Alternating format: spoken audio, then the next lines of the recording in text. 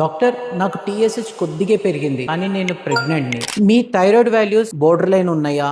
మీరు ప్రెగ్నెంటా? అయితే ఎటువంటి పరిస్థితుల్లో కూడా దీన్ని లైట్ గా తీసుకోకండి అండి. బికాస్ ప్రెగ్నెన్సీలో ఈవెన్ ఒక 1 వాల్యూ నార్మల్ రేంజ్ కన్నా ఎక్కువ ఉన్నా కూడా అది రిస్కే. ఎందుకు అంటే నార్మల్ టైంతో పోల్చుకుంటే ప్రెగ్నెన్సీ టైంలో ఈ రిస్క్ దేనివల్ల అంటే లోపల ఉన్న బేబీ గురించి అండి. బేబీ బ్రెయిన్ డెవలప్మెంట్ అంతా కూడా మదర్ యొక్క థైరాయిడ్ హార్మోన్ మీద డిపెండ్ అయి ఉంటుంది. మీకు కనుక సెల్ఫ్ గా థైరాయిడ్ హార్మోన్ చక్కగా తయారైతే ఇబ్బంది లేదండి. కానీ మీ థైరాయిడ్ హార్మోన్ అనేది సరిగా తయారవ్వకపోతే అది మీకు టీఎస్హెచ్ వాల్యూలో తెలుస్తుంది. సో ఆ టీఎస్హెచ్ ని బట్టి మీకు థైరాయిడ్ హార్మోన్ రీప్లేస్ చేయడమా లేదా అనేది డెసిషన్ తీసుకోవాలి. అంతేకాకుండా కొన్నిసార్లు టీఎస్హెచ్ నార్మల్ లెవెల్లో ఉన్నా కూడా కొన్ని పరీక్షలు చేసి మనం మీకు థైరాయిడ్ హార్మోన్ అనేది అవసరమా లేదా అనేది మీ డాక్టర్స్ అనేది చెప్తారు. అండ్ థైరాయిడ్ లెవెల్స్ అనేది బ్యాలెన్స్ లో పెట్టుకోకపోతే ముఖ్యంగా ఎర్లీ ట్రైమిస్టర్ లో మిస్క్యారేజ్ అయ్యే అవకాశాలు ఎక్కువగా ఉంటాయి. అంతేకాకుండా ప్రీటర్మ్ డెలివరీ జరగడం, బేబీ డెలివరీలో ప్రాబ్లమ్స్ రావడం ఇలాంటివన్నీ జరుగుతూ ఉంటాయి. సో మీ థైరాయిడ్ వాల్యూ అనేది ఖచ్చితంగా చెక్ చేసుకోవాలి మీ ప్రెగ్నెన్సీ ప్లాన్ చేయకముందే.